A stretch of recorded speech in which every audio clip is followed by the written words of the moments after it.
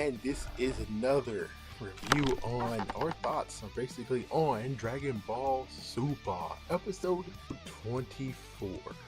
So, well, there's like a few things I need to talk about. Number one is they added some stuff onto the intro. If you look at the intro, they actually added some new clips to it, which is, hey, ads. Now we get the interesting thing of Frieza versus Goku, which only thing it was just testing their strength. That's all they did in this first part. And then it's like, wow, did you guys know? It's like, did you guys actually notice how short Frieza is compared to Goku? I never did. I never did. And then you have Jaco who tries to run. And the reason why is because, well, you got Frieza, you got Goku, you got Vegeta, and this is like his second or third or fourth attempt to run for it. But of course, Bulma says, no, you're staying here. Which is like, Bulma, just let him go. He's just a poor police officer. He doesn't really have anything cool to actually do. Yeah, he doesn't have like a big mech, or he doesn't actually be like Zarbon or Vegeta the early days where he turns into the giant ape. It's like, yeah, he has nothing. All he got is just a gun and some fighting techniques. That's all. Of course, we just for Pete's sake, we have Goten and Trunks showing up, and they're like, oh, we gotta go to the tower. And after they go to Kami's tower, look out, we're going to go back and check it out. It's like, wow. She wants you to stay there. Of course, we have Dende who cries over Piccolo. Yeah, and he wants justice. And then you have unbelievable Frieza yet again. This is like the second time or third time. I think this is like the second time where he actually tries to kill Krillin, but this time instead of getting lots of people to do it, he tries to shoot him himself, but luckily Goku deflects. And then you have Goku and Frieza freaking brawling it out. And then we have, oh my gosh, did Frieza tries to kill Bulma this time? And it was like, whoa. And Goku couldn't make it fast enough, but Vegeta saves her. And then they talk about some of the rules that they have, that they should have. And of course, Frieza's like, you're right. I'm trying to do this. I'm trying to defeat you. I'm killing anyone. If anyone I can kill can give me a leg up, yeah. Here's a simple side note.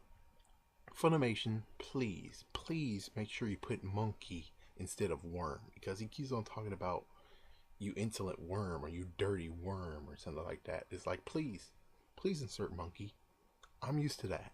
I'm really used to that. Please.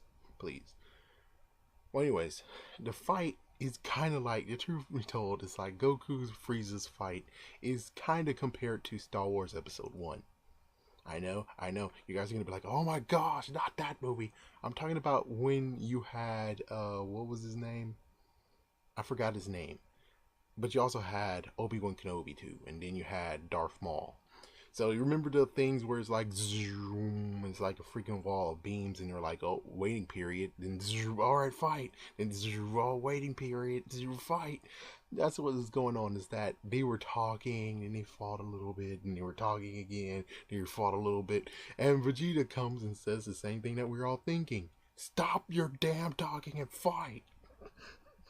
And eventually Vegeta comes in and battles Goku because he's like, dude, stop fooling around. Just fight him. Fight him, defeat him, that's it. Yeah, and it was amazing that you had betrayal talk in this episode. Yeah, Jaco betrayals talk because it was like, oh, you know what? He looks just like Frieza if you look at him. And I'm like, what the frick? Really? You ask about his freaking damn loyalties?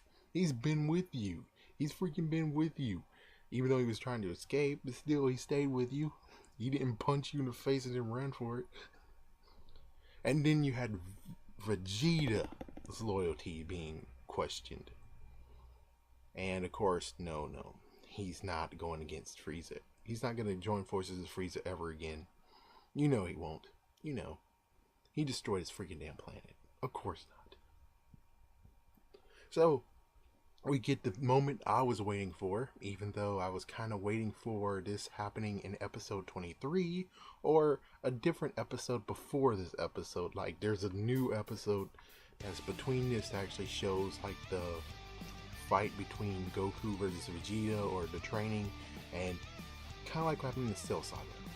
The Cell Saga, you freaking have Gohan turning Super Saiyan for like 3 seconds and then he's gone. It's like, that's what I wanted.